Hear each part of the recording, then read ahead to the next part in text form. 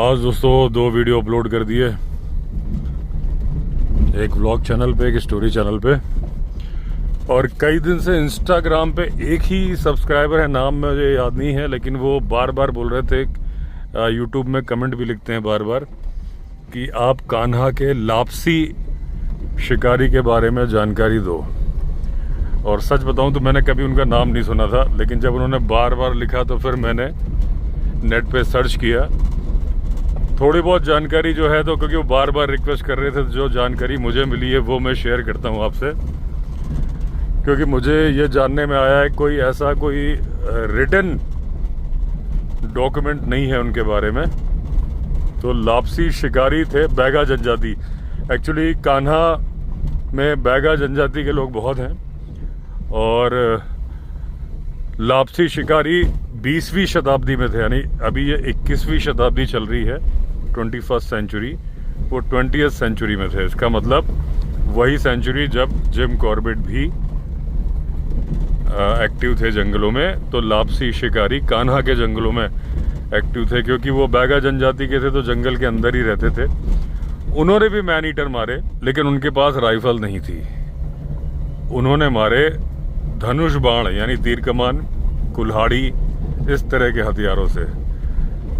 और एक केस में तो ये था कि एक टाइगर गांव में आ गया था, उन्होंने अकेले उसका पीछा करके उसको घायल कर दिया था, टाइगर को भागना पड़ गया था। ये भी कहानी है कि उन्होंने अकेले जंगल में जाके कुल्हाड़ी तीर कमान से टाइगर को मारा, भालू को भी मारा, जो इंसानों को परेशान करते थे, इंसानों पे हमला करते थे उनको।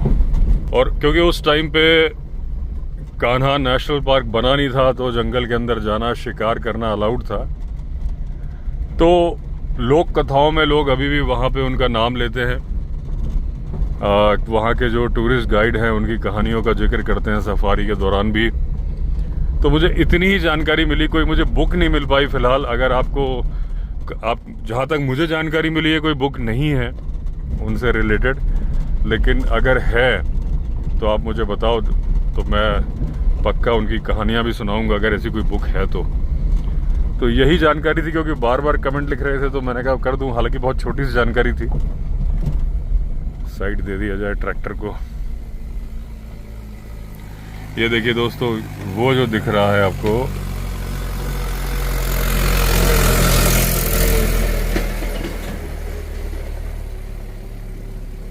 वहाँ है अपना रिजॉर्ट। ये देखिए, अंधेरा हो गया, जूम उतना बढ़िया काम नहीं करेगा। ये जो 2 घर दिख रहे हैं, यहीं से टर्न लेना है। और ये पहाड़ वही है जो भालू घाटी के ऊपर वाला पहाड़ है, और इसके ऊपर मैंने बताया था कुछ घर हैं। देखिए आज यहाँ रुका तो मुझे समझ में आ गया। तो देखिए 2-4 घर दिख रहे हैं। और ये जो कटी घाटी दिख रही है, इस तरफ आगे जाने पे भालू घाटी है। तो आप देखिए कि भालू घाटी का कनेक्शन कितना नज़दीक से है। ये कटी घाटी है, और ये देखिए पहाड़, ये वाला पहाड़, और इसके नीचे ही इसके उस तरफ अपना रिजॉर्ट है, एकदम नज़दीक में। इसीलिए कहते हैं कि इस पहाड़ पे भालू रहते हैं। अटैक मतलब पुराने किस्से भी है अटैक के। ये जो 2 घर हैं, यहाँ से लेफ़्ट टर्न लेना है। ये देखिए, ये घर है सतीश का, और ये दूसरा जो लेफ़्ट में घर दिख रहा है, ये घर है सोहन लाल का, जहाँ इन दोनों घरों पे अभी हमने इलेक्ट्रिक फेंसिंग लगा दी है।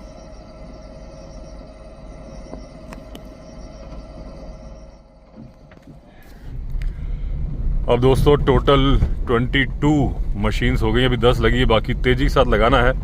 मैं बीच में इंदिरापुरम चला गया था, तो अब लौटा हूँ, तो मैं बात करता हूँ सारे घरों में, एक बार फिर फ़ोन करवाता हूँ, तेज़ी के साथ लगाते हैं। हालांकि अब बारिश से रास्ते कट जाएंगे, तो हो सकता है पैदल जाके भी लगाना पड़े, लेकिन उससे फ़र्क नहीं पड़ता।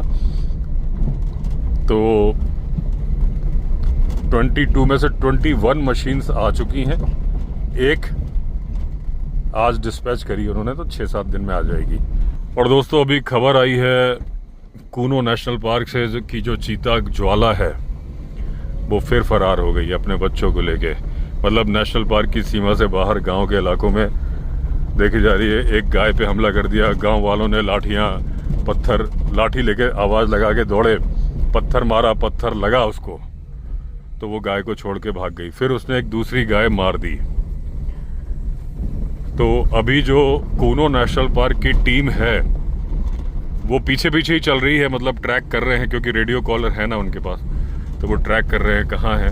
तो कोई अप्रिय घटना हो उसके पहले वहाँ वो पहुँच जाएंगे, लेकिन उन्हें कोशिश करनी चाहिए कि किसी तरीके से उन्हें इस तरफ डाइवर्ट कर दें, विदाउट ट्रैंकुलाइज किए कोशिश करें कि इस रास्ते में ले आए, क्योंकि गांव वालों के मन में अगर डर आ जाएगा तो धीरे धीरे नफरत की भावना आ जाएगी, क्योंकि वैसे ही गांव वाले लेपर्ड से परेशान रहते हैं। अब एक चीता और आएगा तो उन्हें लगेगा यार ये आफत कहाँ से आ गई, जबकि वो आफत नहीं है।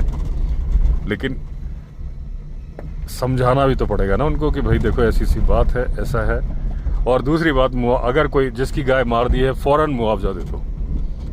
अगर मुआवजा दे दिया तो झंझट ही खत्म है। जो नफरत हो जाती है वो बिल्कुल नहीं होगी। बार बार मैंने बताया, इस टॉपिक पे बार बार डिस्कशन फिर नहीं करेंगे। एक अभी ये चीता तो डिफरेंट केस है, इतने ज़्यादा है नहीं, और इनकी आइडेंटिटी है, एक एक का नाम है, सबकी वो पहचान है। लेकिन अगर आप लेपर्ड की बात करोगे, मैंने कहा ना सबसे ज़्यादा सताया हुआ जानवर, जो कि इंसान को भी बहुत सताता है, लेकिन इंसान का सताया हुआ लेपर्ड होता है। एक लेपर्ड मैन ईटर बनता है तो 20-25 लेपर्ड के ऊपर आफत आ जाती है। उस इलाके में जितने लेपर्ड होते हैं सब पे आफत आ जाती है। इस बारे में आपको मैं विद एग्जांपल बताता हूँ। 2004 की बात है। मेरे स्टोरी चैनल पे आज ही वो स्टोरी पब्लिश नहीं, मेरे स्टोरी चैनल पे स्टोरी है उत्तरकाशी लेपर्ड, नहीं मैन ईटर ऑफ उत्तरकाशी। उसमें लेपर्ड ने बच्चों को मारना शुरू किया तो डीएफओ ने बुलाया कुंवर बलजीत सिंह को, जो कि मैन ईटर हंटर थे। वो गए वहाँ पे, इमीडिएट बुलाया गया था तो अपना कुक वगैरह लेके नहीं जा पाया, जो कि वो हमेशा लेके जाते थे। तो वहाँ पे डीएफओ ने इंतजाम कर दिया था उनके रुकने का और खाने का। अब वो उनको फॉरेस्ट की टीम भी दे दी, जीप भी दे दी, वायरलेस सेट भी दे दिया, क्योंकि मोबाइल काम नहीं करते थे। तो जब वो गए तो उनको पहले ही दिन लेपर्ड से सामना हो गया। अब लेपर्ड के ऊपर उन्होंने सर्च लाइट मारी तो लेपर्ड झाड़ी के अंदर छिपा हुआ था, सिर्फ उसका फेस बाहर था। अच्छा, कोई भी जो एक्सपीरियंस शिकारी होगा वो हेड शॉट मारना नहीं चाहता है, क्योंकि हेड शॉट लगने पे वो सीधे भागता है जिस डायरेक्शन में उसकी नाक है। और जाहिर सी बात है, हेड शॉट अगर शिकारी मार रहा है तो शिकारी भी उसके अपोजिट डायरेक्शन में ही है। और फिर वो चार्ज तो करी, मरते मरते मार के मरता है, कुल मिला के ये बात है। और दूसरी बात, इनके केस में तो वो लेपर्ड ऊपर बैठा हुआ था, ज़्यादा हाइट पे, तो और ज़्यादा मुश्किल थी, छलांग मार के जाता। अगर एक बार नीचे होता तो फिर भी वो नहीं चढ़ पाता गोली लगने के बाद। तो इन्होंने अपनी सर्च लाइट को बंद किया कि मैं थोड़ी देर बंद करूं, ये थोड़ा सा आगे पीछे निकले तो पोजीशन चेंज करे। तो इनको चाहिए था शोल्डर की, भाई शोल्डर पे मारने से हार्ट पे लगती है और स्पाइन भी टूट जाती है। तो और शोल्डर शॉट में क्या है, वो सामने की तरफ भागता है। ये देखिए पीहन है। तो जब इन्होंने दोबारा लाइट जलाई तो इनको थोड़ा सा दूर, काफी दूर, 30 गज की दूरी पर आंखें चमकी। एक मिनट, लाइट जला रही है नहीं, मैंने आज तो भूल ही गया।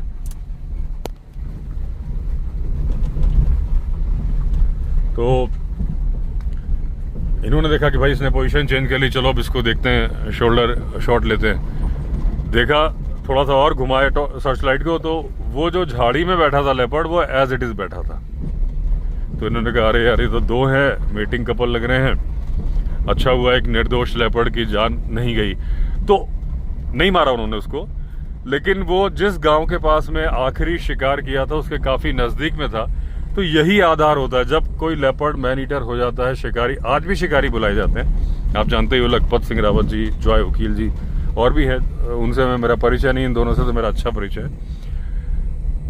तो बार बार मैं बोलता हूँ कि मैंने जब बात की थी तो उन्होंने यही बताया था कि भाई उस एरिया में अगर कोई खास पहचान नहीं है, पैर लंगड़ा के नहीं चल रहा है, कुछ नहीं चल रहा, तो अगर उस एरिया में पाया गया तो ये माना जाता है कि वही मैन ईटर है। कई बार वो नहीं होता। एक बार पौड़ी में ही हुआ था एक किस्सा कि शिकारी ने शिकार मार दिया, लेपर्ड मार दिया, जश्न मनाया जाने लगा, मिठाइयाँ बंटने लगी, डांस वांस होने लगा।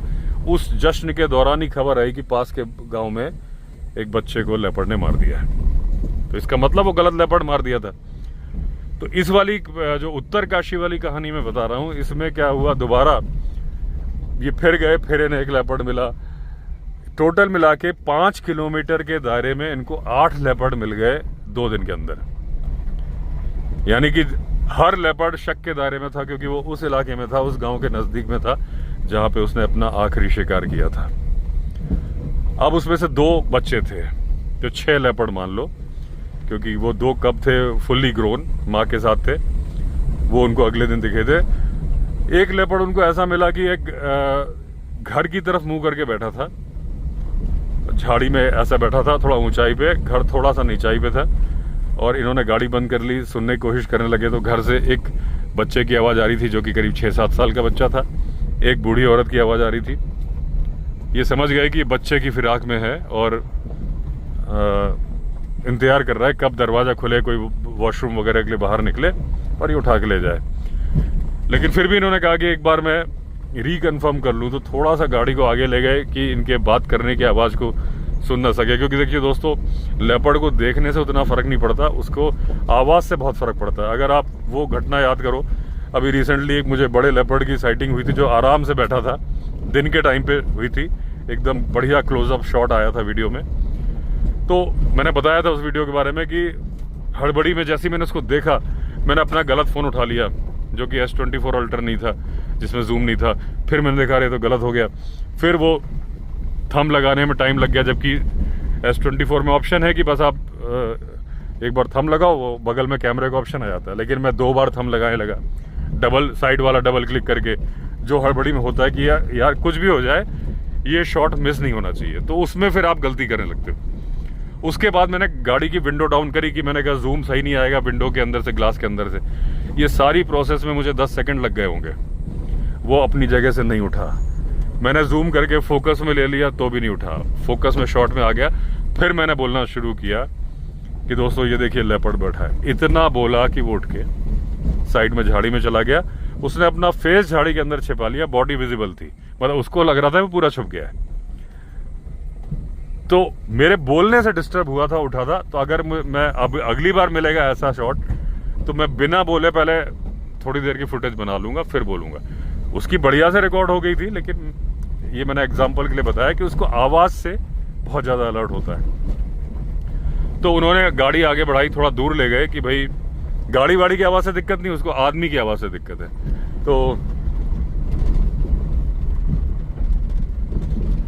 उन्होंने वहां से वायरलेस से बात करी DFO से कि ऐसे ऐसे लेपर्ड बैठा है यहाँ पे और घर की तरफ फेस करके बैठा है, मुझे पूरी तरह से लग रहा है कि मैनीटर है, तो क्या मैं इसे गोली मार दूं। DFO ने कहा बिल्कुल गोली मत मारना, वो वहाँ उस एरिया में देखा जाता है, हार्मलेस है, कोई नुकसान नहीं करता इंसान को, और वो मैनीटर नहीं है। इन्होंने कहा यार ये DFO साहब क्या बोल रहे हैं, इसकी सारे लक्षण मैनीटर के हैं, बिल्कुल घात लगा के बैठा है, घर की तरफ देख रहा है, आवाज़ें सुन रहा है, इंतजार में है कि दरवाज़ा खोलो। अगर ये मैनीटर नहीं है तो फिर मैनीटर के लक्षण और क्या होते हैं। लेकिन इन्होंने कहा जब DFO ने मना किया तो फिर क्यों ही गोली मारनी, नहीं मारी। तो इन्होंने कहा यार कि घर वालों को आगाह कर देता हूँ जाके कि भाई सावधान रहना, लेपर्ड तुम पे घात लगा के बैठा है। इन्होंने दरवाज़ा नॉक किया, जब दरवाज़ा खुला तो वैसे ही एक 6-7 साल की बच्ची थी, एक बूढ़ी औरत थी और एक कुत्ता था। इन्होंने बताया कि लेपर्ड बैठा है, तो वो इनकी भाषा नहीं समझ पा रही थी लेडी, तो इन्होंने इशारे से बताया देखो ये बच्चा है, बाहर बघेरा है, इशारा करके बताया बाहर मत जाना। वो समझ गई, इसने कहा ठीक है। लेकिन ये समझ गया कि DFO ने सही बोला था, क्योंकि वो कुत्ते की फिराक में था, कुत्ता इस घर में था, वो बच्चे की फिराक में नहीं था। इन्होंने कहा देखो निर्दोष लेपर्ड मरने से बच गया, ये दूसरी बार बच गया। ये तो चलो ये समझदार शिकारी थे, ध्यान रख रहे थे। नया शिकारी होता, ओवर एक्साइटेड होता, वो दोनों केस में पहले में ही गोली मार देता तो दूसरे की नौबत ही नहीं आती। तो इस तरीके से दोस्तों 8 लेपर्ड और कोई पहचान नहीं। फाइनली उन्होंने वो लेपर्ड मार दिया।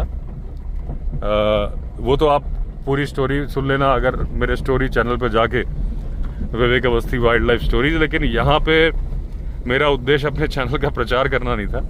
भगवान की कृपा से अच्छे व्यू आ रहे हैं, आप लोग देख रहे हैं उसको, जो लोग पसंद करते हैं स्टोरी वो देख रहे हैं। अब हर स्टोरी में अच्छे व्यू आने लगे, लेकिन क्योंकि ये रियल घटना थी, मेरे पास एक एग्जाम्पल था, इसलिए मैंने आपको बताया। तो लेपर्ड की कोई आइडेंटिफिकेशन मार्क नहीं है। अब क्या होता है, सब हर केस में उसको, अब लेपर्ड को हर केस में गोली नहीं मारी जाती। गोली मारने के आदेश होते ही रहते हैं। आपने देखा था कि घनसाली मैनीटर का तो मैंने अपने वीडियो में कवर भी किया था और फाइनली वो मार दिया गया। फॉरेस्ट के स्टाफ ने ही मारा, लेकिन उसके पैर में एक लंगड़ाहट थी, छोटा लेपर्ड था, उसकी एक अलग से आइडेंटिफिकेशन थी, हर केस में नहीं होती। और वो भी इसलिए थी कि वो सीसीटीवी फुटेज में आ गया था। जो सीसीटीवी लगाए गए थे, कैमरा ट्रैप्स लगाए गए थे, उसमें लंगड़ा के चल रहा है। और ये बताया कि जब वो चलता था तो लंगड़ा के चलता था, लेकिन जब वो भागता था तो नहीं लंगड़ाता था। ये सब सीसीटीवी में आ गया था, एक रिकॉर्ड मिल गया था। ज्यादातर केस में क्या होता है कि कैमरा ट्रैप्स लगा दे। जैसे ही कोई लेपर्ड मैन ईटर बनता है, सबसे पहला एक्शन मारने का नहीं होता। सबसे पहला एक्शन होता है कि कैमरा ट्रैप लगा के उसे पकड़ो और उसे छोड़ो। यहीं पे मामला खराब हो जाता है। सबसे पहले तो जब लेपर्ड को पिंजरे में पकड़ा जाता है, दो तरीके हैं, या तो ट्रैंकुलाइज करके पकड़ोगे या पिंजरे में बकरी बांधोगे, कुत्ता बांधोगे। वो बकरी और कुत्ता अनसेफ नहीं होते, मतलब उनकी जान को खतरा नहीं होता, क्योंकि पिंजरे में 2 चैम्बर्स होते हैं। एक चैम्बर में बकरी रखी जाती है, पीछे से लेपर्ड घुसता है। वो अंदर घुसने के बावजूद बकरी को नहीं मार सकता, क्योंकि बीच में मजबूत ग्रिल होती है। अब पकड़ लिया, अगले दिन सुबह भीड़ ना लग जाए तो ऐसा हो नहीं सकता। भीड़ लग जाती है, चारों तरफ से पब्लिक घेर लेती है, शोर शराबा होता है। अब वो लेपर्ड परेशान होकर एक तो अपना सर मार रहा होता है, पंजे दांत तोड़ रहा होता है और नाखून तोड़ रहा होता है निकलने की कोशिश में, और दूसरा कहता है अच्छा इन लोगों ने मुझे पकड़ा है, इंसानों ने। अब उसको क्या है, फॉरेस्ट डिपार्टमेंट छोड़ देता है।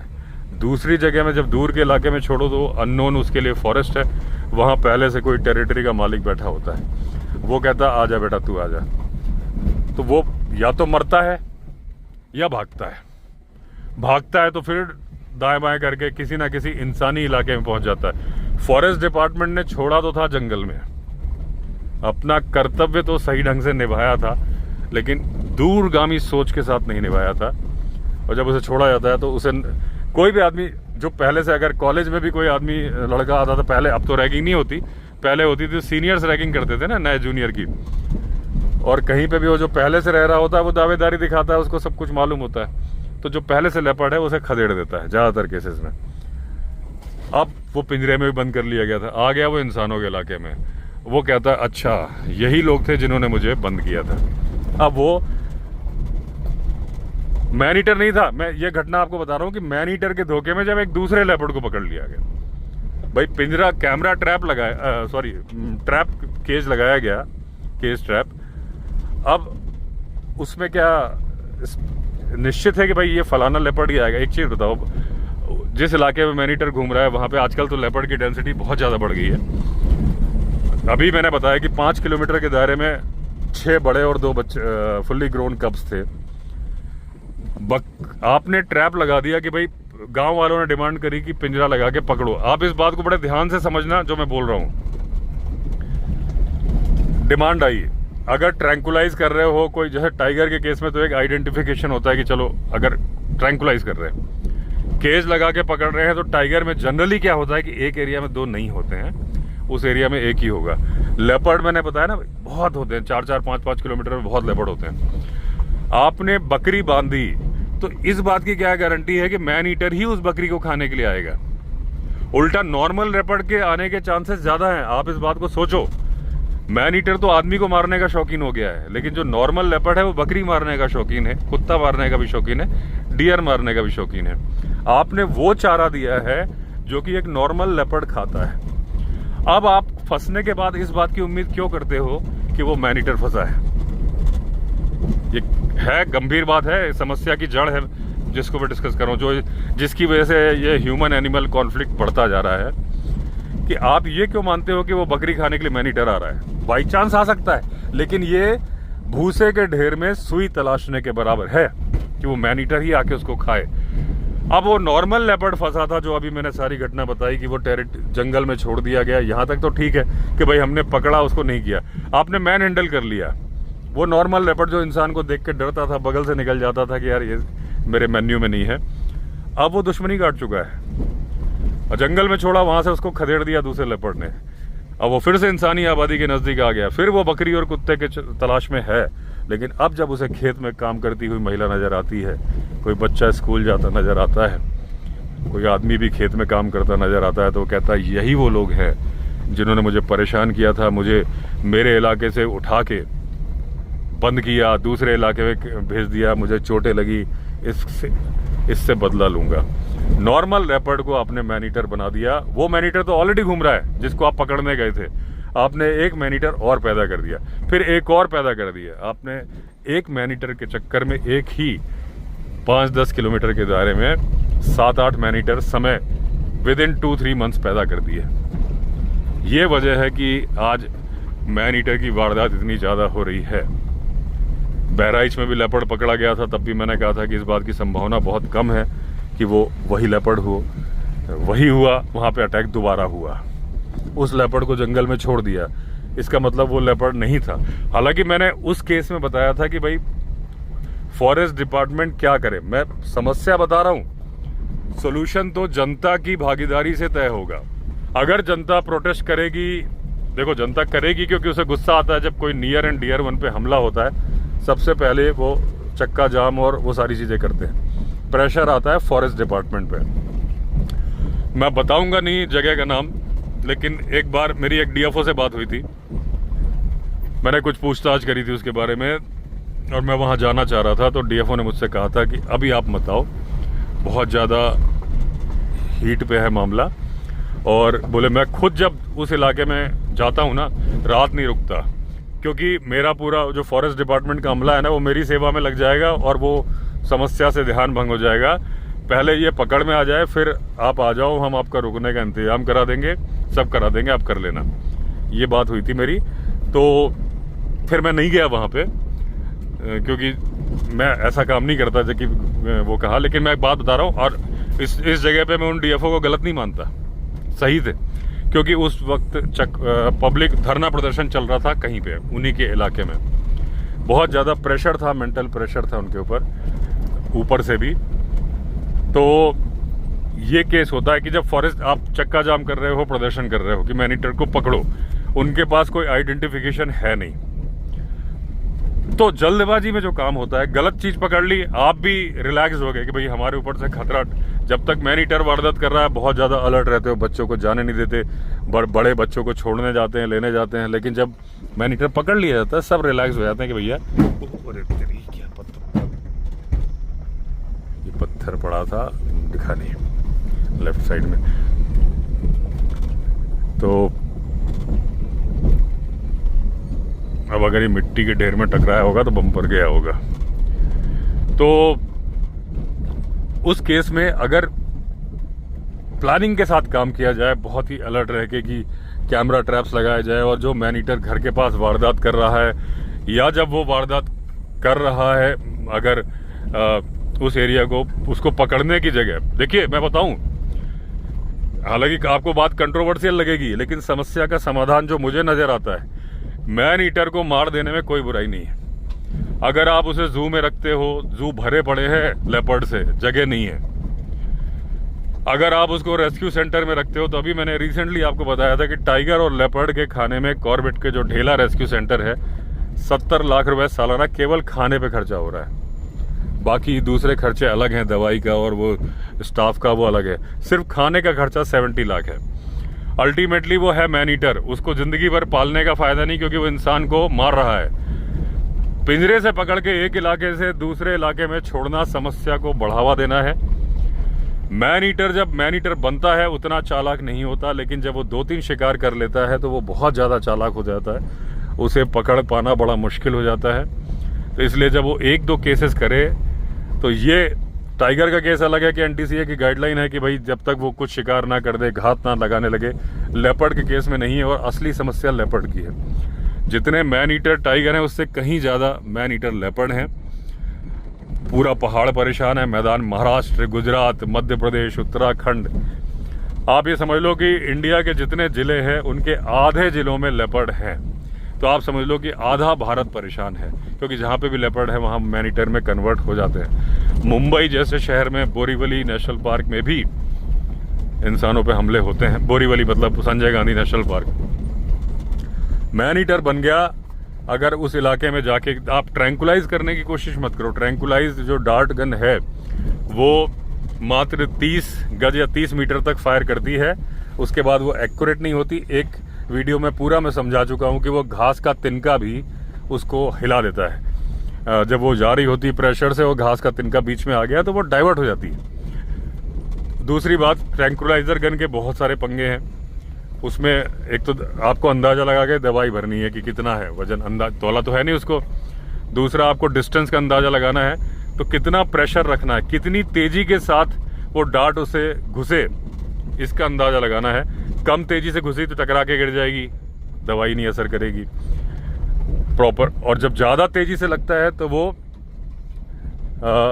जो शॉक, झटका, पेन होता है उसको, उसकी वजह से वो ज़्यादा दूर तक ट्रैवल कर जाता है। अब अगर आप उत्तराखंड के इलाके की बात करो, जहाँ मैं अभी गाड़ी ड्राइव कर रहा हूँ, लेपर्ड ही लेपर्ड भरे हैं यहाँ पे अगर आप ट्रैंकुलाइज करने की कोशिश करोगे, आप बताओ जिस जगह मान लो मैं हूँ यहीं पे ट्रैंकुलाइज करो, सामने गाड़ी से, आजकल शिकारी बुलेरो पे ही चलते हैं ट्रैंकुलाइज करने के लिए, मार दी उसको गोली, अब वो पहाड़ी में नीचे उतर गया, गोली मतलब डार्ट, अब वो रुका तो नहीं रहेगा ना, अब उतर गया। झाड़ियों की ग्रोथ देख रहे हो, इसको ढूंढते वक्त आपको अलर्ट रहना है कि जब आप ढूंढने के लिए झाड़ियों में घुसोगे तो आपके ऊपर हमला भी तो कर देगा वो।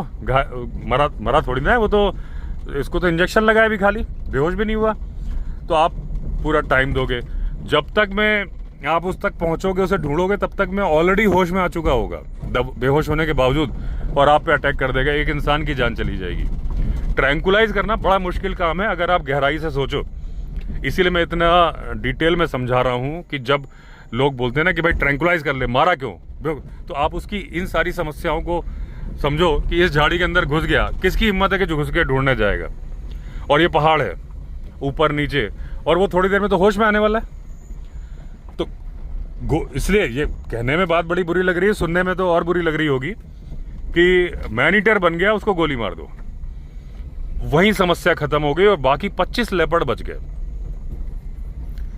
तो जो 25 लेपर्ड के ऊपर अत्याचार कर रहे थे ना, एक लेपर्ड की वजह से, भाई वो लेपर्ड ने गलती तो करी थी ना, इंसान को मारा था ना, ठीक है, तो उसको पनिशमेंट देने में गलती नहीं है। लेकिन जो 25 लेपर्ड के ऊपर बिना मतलब में उनकी शराफत का नाजायज फायदा उठा लिया, वो बेचारे कुछ नहीं करते थे, उनको कर दिया। और उनमें से 25 में से 15 या 10 मैन ईटर बन जाएंगे मिस हैंडलिंग की वजह से, जो अभी मैं पहले बता चुका हूं।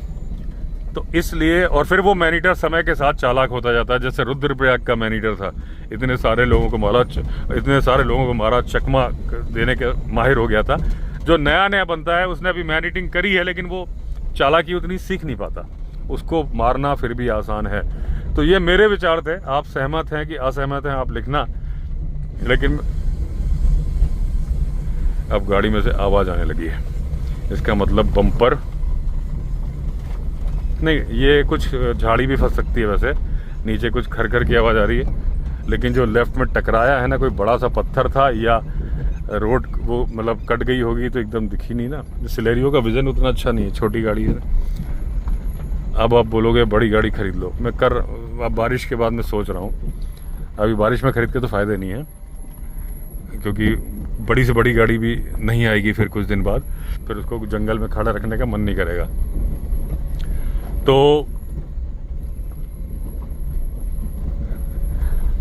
ये जो मैंने समस्या का निराकरण बताया है, आप इस पर विचार करना खुले दिमाग से कि एक लेपर्ड मैनीटर बना, उसके चलते पकड़ के 25 बना दिए जाएं, क्या ये सही है? लेपर्ड के साथ भी अत्याचार है, उसके आसपास रहने वाले लोगों के साथ भी अत्याचार है, और धीरे धीरे इतनी बड़ी मैन ईटर प्रॉब्लम खड़ी हो जाएगी कि जिसका निराकरण कर पाना मुश्किल होगा। तो जो मैंने उपाय बताए सही थे गलत थे, आप लिख के बताओगे ही कमेंट में। तो अभी मैं एंड करता हूँ वीडियो को। अगर आपने चैनल सब्सक्राइब नहीं किया तो चैनल सब्सक्राइब कर लीजिए। फिर मिलते हैं, तब तक के लिए all the best. Vande Mataram.